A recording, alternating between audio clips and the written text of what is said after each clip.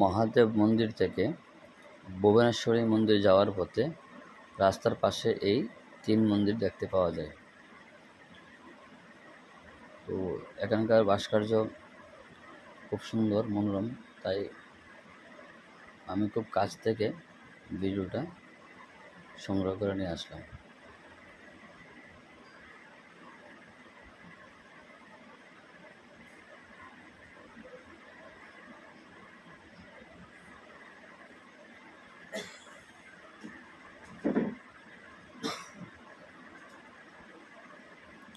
খুবই পরিষ্কার পরিচ্ছন্ন আছে।